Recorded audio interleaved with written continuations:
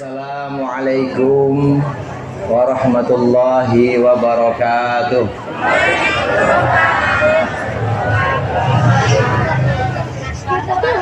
Alhamdulillahil awwalil akhir, al-batinil zahir, wassalatu wassalamu ala sayyidina Muhammadin at-tahiril fakhir wa ala alihi wa ashabihi dhawil ula wal mafakhir. Amma ba'd. Hadratil mukarramin wal muhtaramin,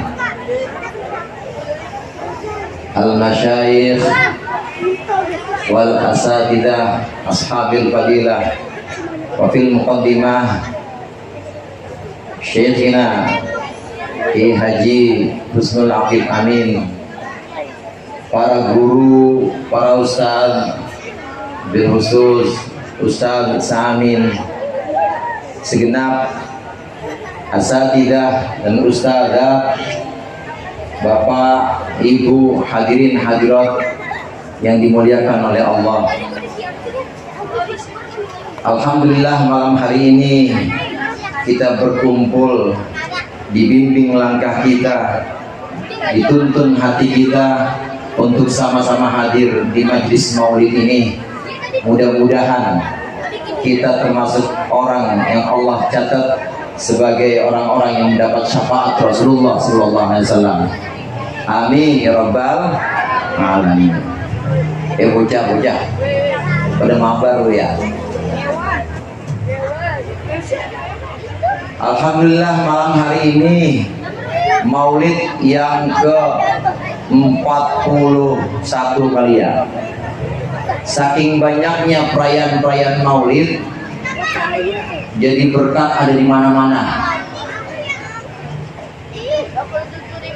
Kalau kita hitung dan kalau kita mau datengin majlis-majlis semacam ini, maka nggak akan ada habisnya.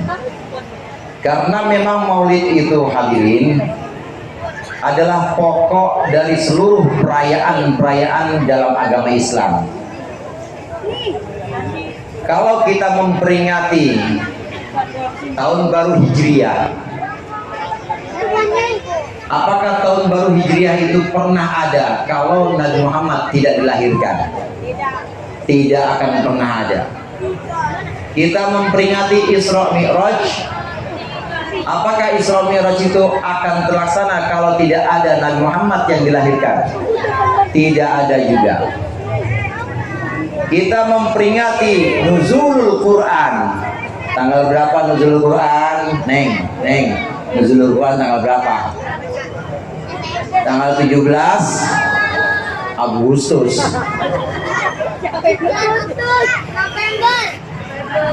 November. Tanggal 17 Nuzulul Quran, 17 Ramadan. Tidak akan pernah ada kalau Nabi Muhammad, kalau Rasulullah sallallahu alaihi wasallam tidak lahir. Oleh karenanya maulid ini, perayaan-perayaan untuk memperingati kelahiran Rasulullah, ini adalah perayaan yang pokok dari semua rangkaian-rangkaian hari besar yang ada dalam agama Islam. Maka orang yang datang maulid mukanya beda, pasti beda. Saya perhatiin nih yang pakai topi hijau, topi hitam, beda semua mukanya.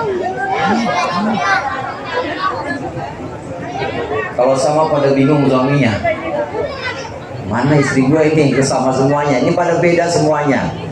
Orang yang datang maulid, insya Allah datangnya itu menurunkan ridha Allah kepada orang-orang yang datang ini. Amin.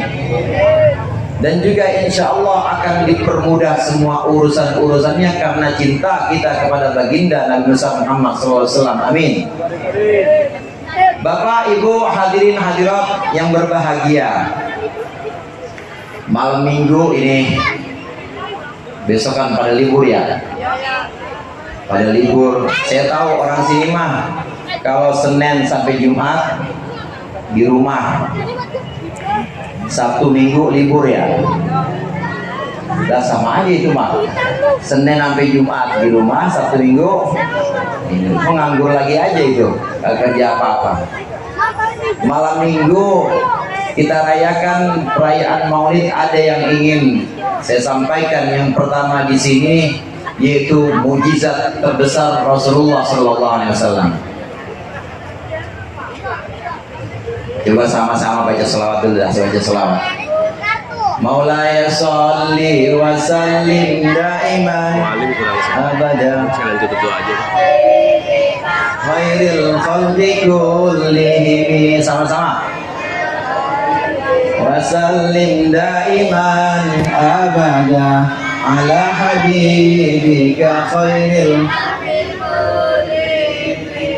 ayatu haqqin minar rahmani muhdathatun qadimatun sifatul anfasi fil qidami li wasallim daiman abada ala habibika khairil khalqi kullihim. Ini kata Imam Bushiri.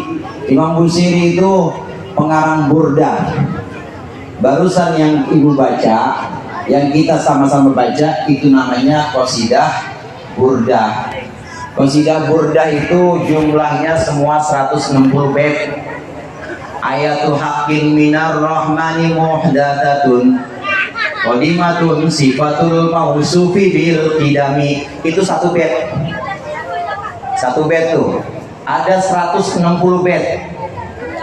Itu adalah puisi panjang, dalam bahasa Arab disebut sebagai qasidah.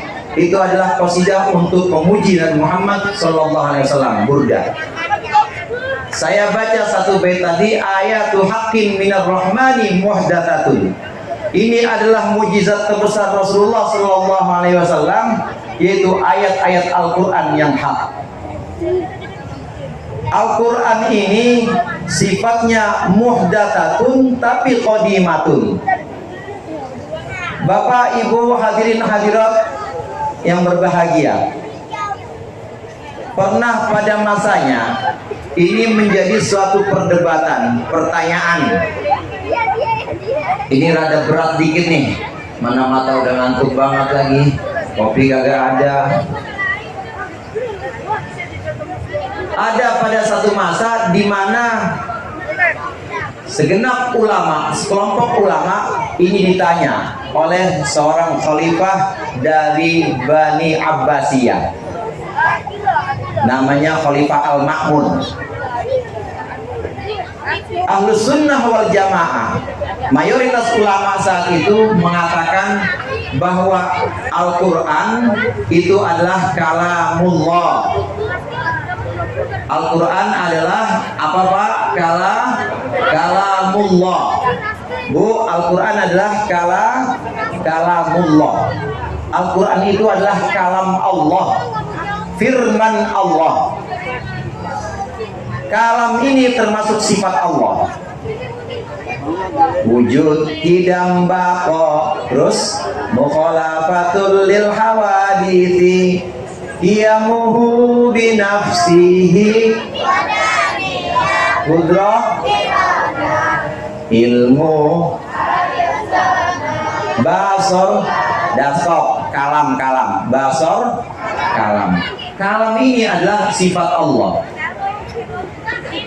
Tapi kalau sifat manusia itu datangnya baru.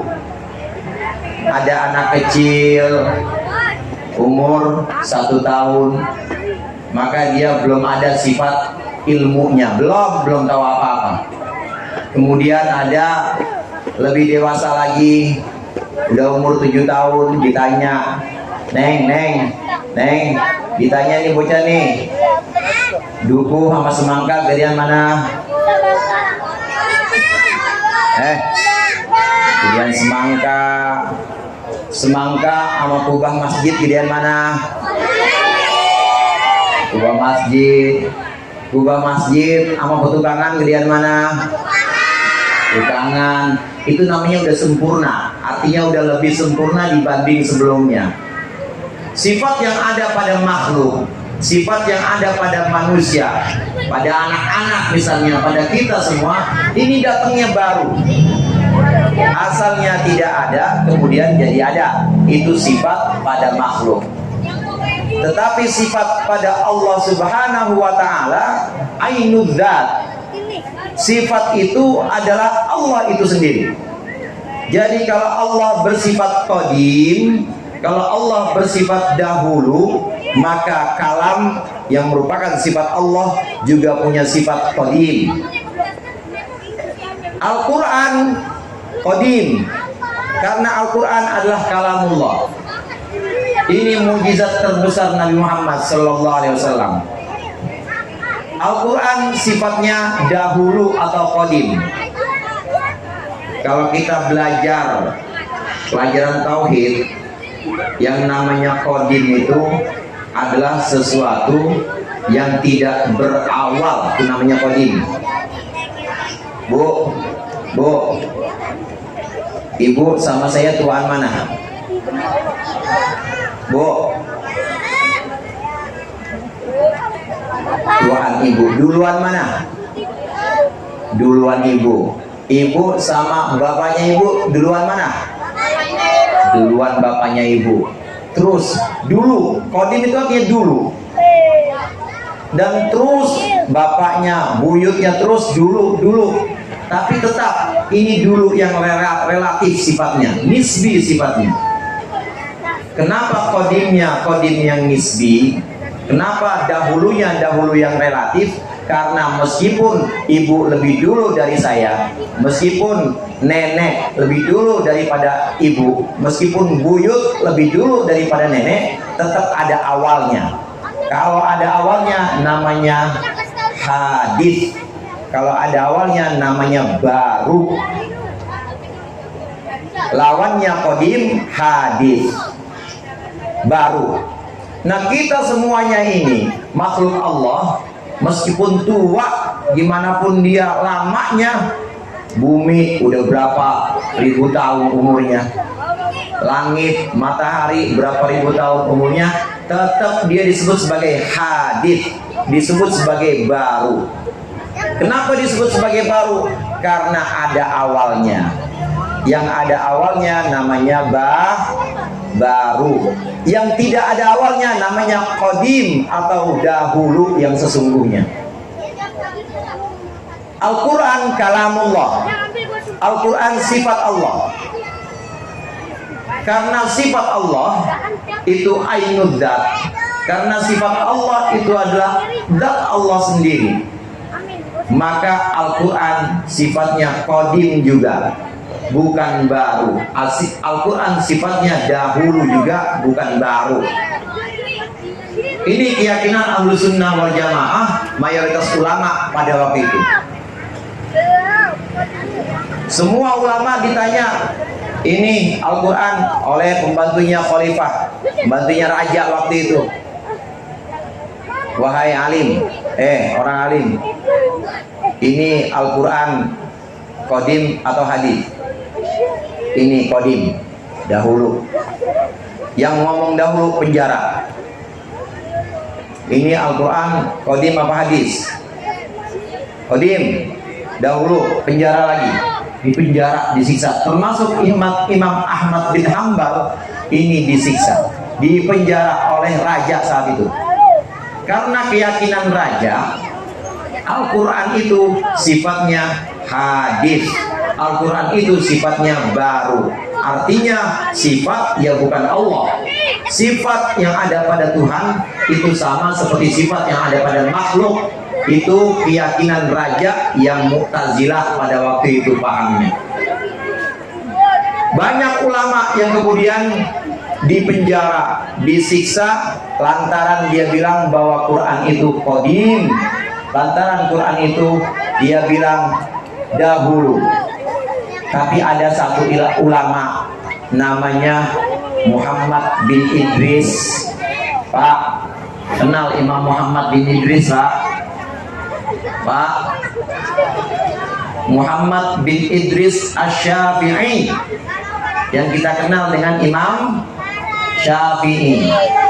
Imam Syafi'i nggak dipenjara. Imam Syafi'i saat itu mengatakan, ditanya oleh pembantunya Raja Khalifah Al-Ma'mun, ditanya, ini Quran hadis apa qadim? Ini Al-Quran hadis atau qadim? Apa jawabnya Imam Syafi'i, Bu?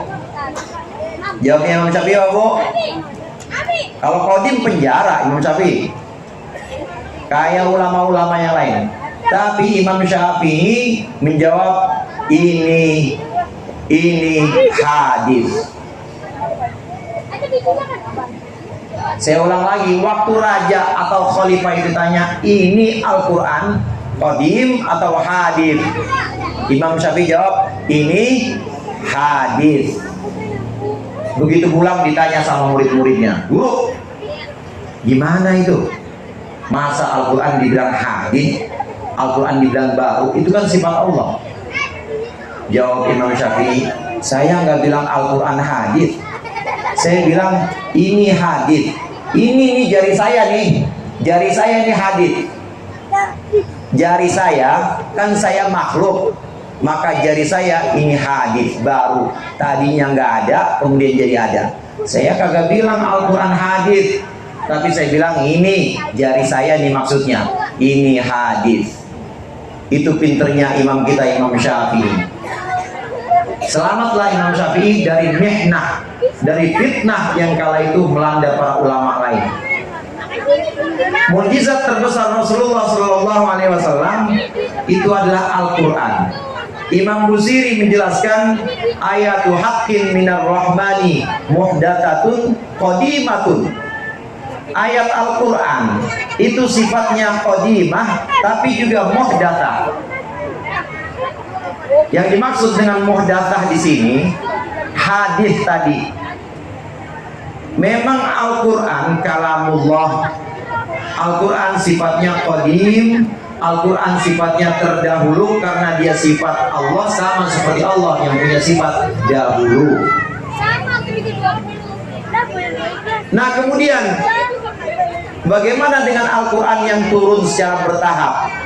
Al-Quran yang turun mulai dari nuzulul Quran 17 Ramadan, turun ke Baitul Izzah di langit dunia, kemudian turun secara bertahap. Ada orang nanya kepada Nabi Muhammad, bagaimana hukumnya judi dan minuman keras. Yas'alunaka 'anil khamri wal maisir, turun ayat yas'alunaka 'anil khamri wal maisir. Nanti ada lagi yang nanya tentang hukumnya perempuan haid. Nabi Muhammad diam, kemudian turun ayat yas'alunaka 'anil mahid. Bertahap sesuai dengan kebutuhan saat itu.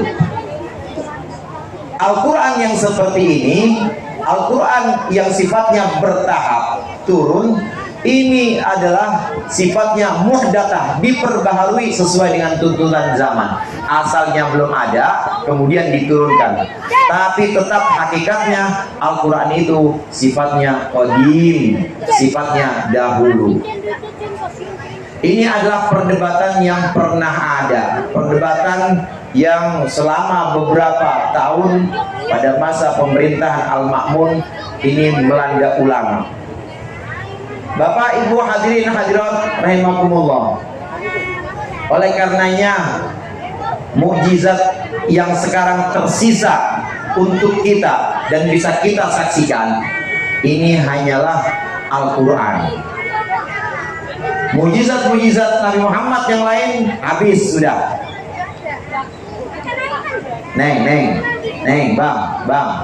Bang, mukjizatnya Nabi Soleh apa?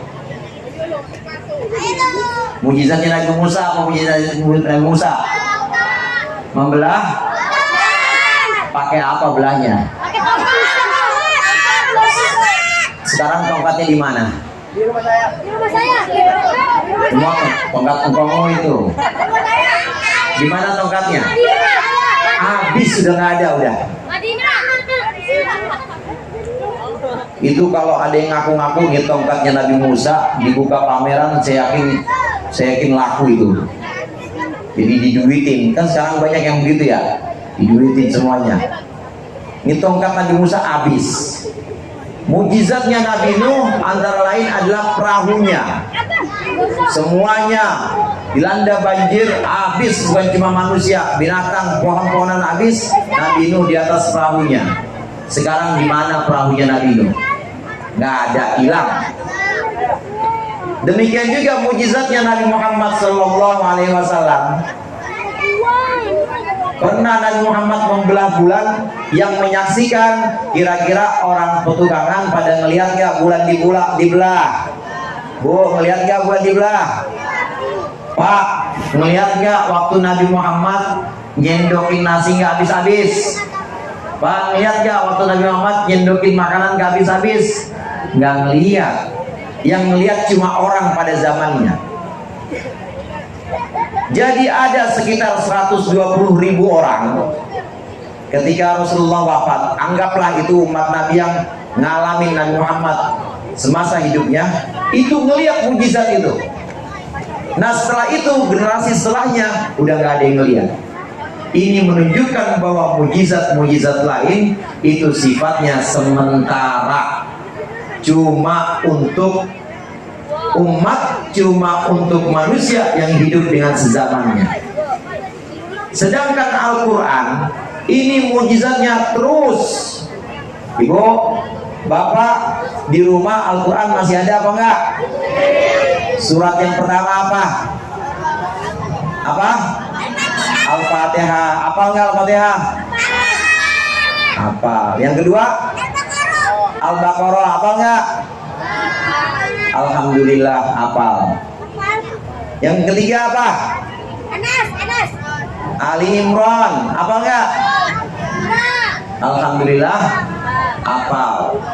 Habis Ali Imran apa? An-Nisa. Apa enggak An-Nisa? Alhamdulillah, hafal. Sema, alhamdulillah. Alhamdulillahnya hafal. An-Nisanya berboro-boro. Apalagi Al-Baqarah 280. Alhamdulillah apa? Alhamdulillahnya maksudnya. Itu Al-Quran mujizat Rasulullah SAW yang tidak pernah habis sampai nanti kiamat, dan disaksikan oleh kita sampai zaman sekarang ini. Saya tanya, jadi banyakkan orang yang ngelihat bulan dibelah apa yang ngelihat Al-Quran sampai sekarang? Banyakan yang ngelihat bulan dibelah apa ngelihat Al-Quran? Banyakan ngelihat bulan dibelah apa Al-Quran? Al-Quran. Dan dari dulu semenjak turun sampai nanti Al-Quran Allah jaga. Inna nahnu nazzalna dzikra wa inna lahu lahafizun. Sesungguhnya kami yang menurunkan Al-Quran, kitab yang mengingatkan, dan kami yang akan menjaganya. Jangankan satu kata, satu huruf, jangankan satu huruf, satu titik aja itu Allah jaga. Nggak bakal ada yang lewat, nggak bakal ada yang keliru. Kalau kitab-kitab yang lain, kalau buku-buku bisa dipalsuin, kitab-kitab kuning bisa salah cetak, bisa kurang huruf, bisa kurang, bahkan bisa kurang kalimat, ada yang ngilangin kalimatnya. Tapi Al-Quran Allah jaga. Jangankan satu kalimat, jangankan satu huruf, satu titik aja itu gak akan ada yang bisa memalsukannya. Allah jaga. Hebat gak tuh Pak? Hebat gak tuh Bu? Ini mukjizat Al-Quran, disaksikan lebih banyak oleh banyak orang dibanding dengan mukjizat-mukjizat Nabi Muhammad yang lain. Ini yang pertama, terpeliharanya Al-Quran. Kemudian yang kedua, hadirin hadirat rahimakumullah, Al-Quran itu adalah syifa. Fihi syifa'ul linnas. Al-Quran itu adalah obat untuk orang-orang yang baca. Orang yang lagi pusing, kemudian baca Yasin, ya gak usah banyak-banyak, Yasin 17 kali balik dah, insya Allah pulas. Orang yang lagi pusing kemudian baca barang seain dua ain, insya Allah Allah berikan ketenangan. Ini yang namanya obat. Ada banyak ayat-ayat yang memang digunakan untuk pengobatan medis. Artinya penyakit-penyakit zahir, penyakit badan ini bisa dihilangkan dengan Al-Quran. Mujizat. Demikian juga penyakit-penyakit batin, penyakit-penyakit hati kayak dengki, sombong, pamer. Orang sini mah nggak ada ya? Nggak ada orang sini ya? Nggak ada orang sini mah cakep-cakep semuanya. Ya hatinya semua nggak ada yang kelihatan. Yang tahu dia doang sama Allah. Obat penyakit hati atau obat penyakit batin itu juga ada dalam Al-Quran. Mujizat. Belum lagi kehebatan-kehebatan Al-Quran dari segi sastra. Dulu itu Bu, ada yang pengen nyamain surah Al-Fil. Tahu surat Al-Fil, Neng? Tahu surat Al-Fil nggak Bang? Bismillahirrahmanirrahim. Alam taro, alam yaj'al kaidahum fi wa arsala alaihim tayran.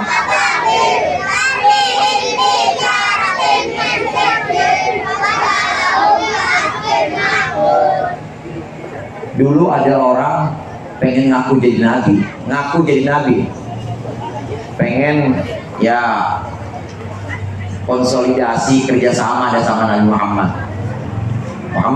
Ya Rasulullah, udah gini aja, ente saya akuin jadi nabi dan ente ngakuin saya jadi nabi, dah gitu aja dah biar enak-enakan.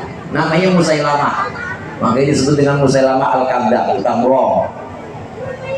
Ini Musailamah ngaku kalau dia itu nabi juga, minta sama Nabi Muhammad, dah kita sama-sama aja dah, ente ngakuin saya nabi, saya ngakuin ente nabi, katanya begitu.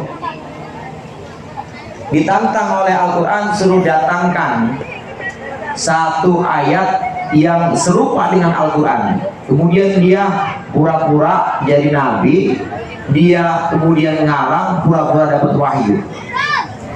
Dia bikin surat, niru-niru surat Al-Fil. Al-Fil, Mal-Fil, wa ma adraka mal-fil.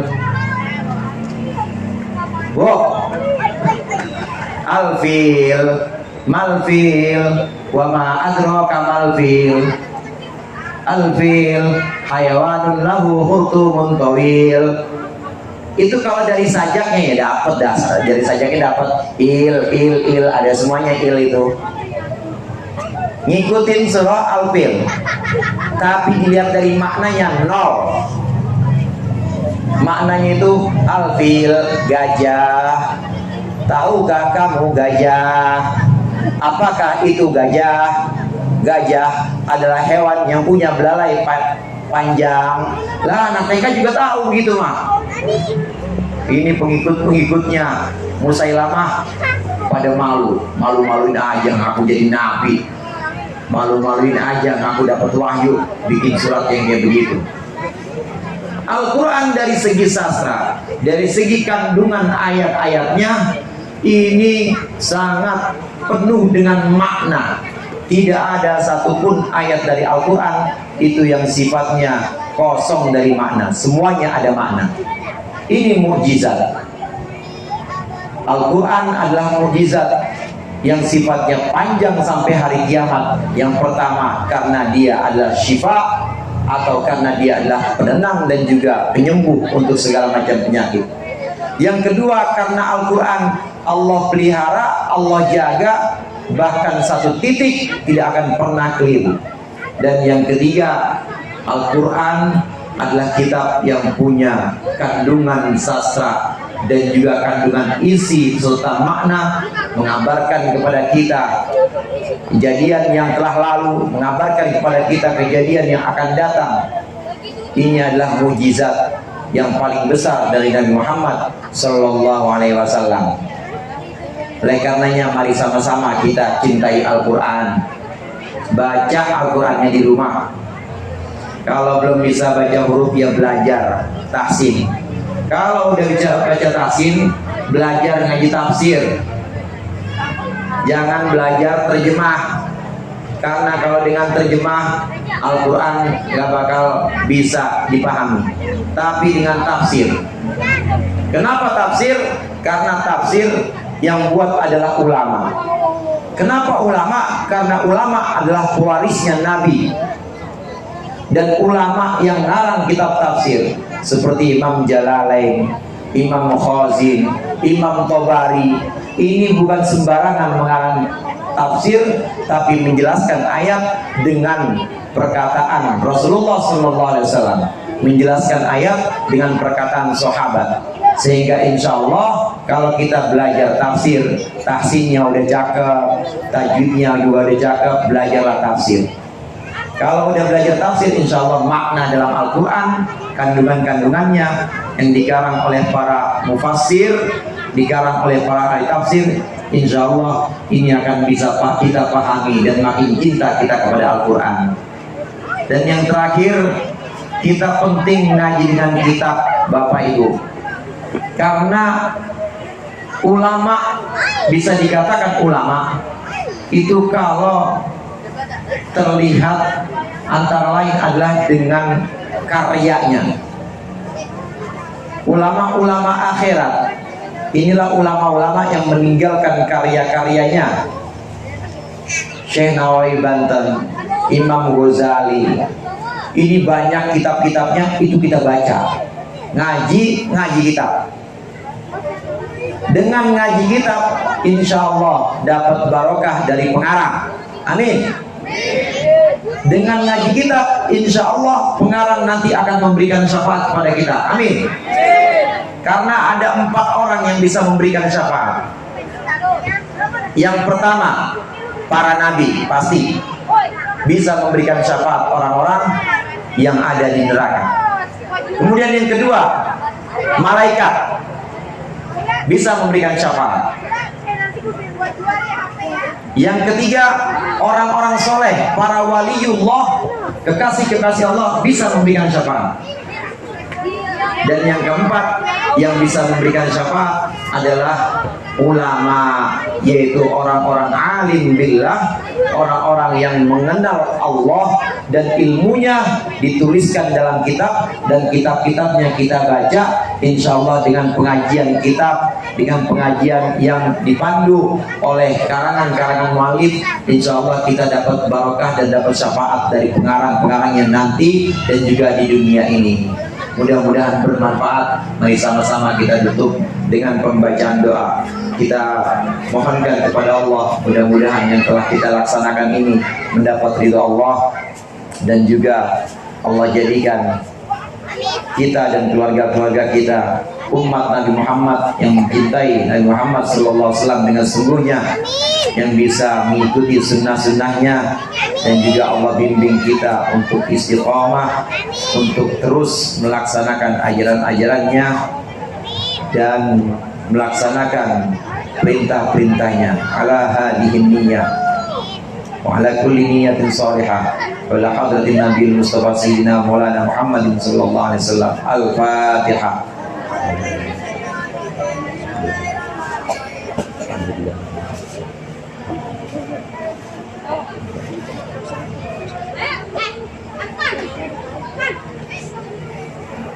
Bismillahirrahmanirrahim. Alhamdulillahirabbil alamin, hamdan yuafi ni'amahu wa yukafi'u mazidah. Ya Rabbana lakal hamdu kama yanbaghi li jalali wajhikal karim wa 'azimi sultanik. Allahumma salli ala sayyidina Muhammad wa ala ali sayyidina Muhammad. Allahumma salli ala sayyidina Muhammadil fatihi lima ughliq wal khatimi lima sabaq nasiril haqqi bil haqq wal hadi ila siratikal mustaqim wa ala alihi wa sahbihi haqqa qadri wa miqdaril 'azim. Allahumma ighfir li ummati sayyidina Muhammad. Allahumma arham ummata sayyidina Muhammad. Allahumma astur ummata sayyidina Muhammad. Allahumma jibur ummata sayyidina Muhammad. Allahumma aslih ummata sayyidina Muhammad. Allahumma afi ummata sayyidina Muhammad. Allahumma aslih ummata sayyidina Muhammad. Allahumma arham ummat sayyidina Muhammad rahmatan 'ammatan ya rabbal alamin. Allahumma ighfir li ummati sayyidina Muhammad maghfiratan 'ammatan ya rabbal alamin. Allahumma farrij an ummati sayyidina Muhammad farajan ajilan ya arhamar rahimin. Rabbana taqabbal minna innaka antas samiul alim wa tub alaina innaka antat tawwabur rahim. Rabbana hab lana min azwajina wa dhurriyyatina qurrata a'yun waj'alna lil muttaqina imama. Rabbana atina fid dunya hasanah wa fil akhirati hasanah wa qina adzabannar. Sallallahu ala sayyidina Muhammad wa alihi wa sahbihi wa sallam. Subhana rabbika rabbil izzati amma yasifun. Assalamu alal mursalin walhamdulillahi rabbil alamin. Allahumma muwaffiq ila aqwamit thoriq. Assalamualaikum warahmatullahi wabarakatuh. Waalaikumsalam warahmatullahi wabarakatuh. Ya, mana?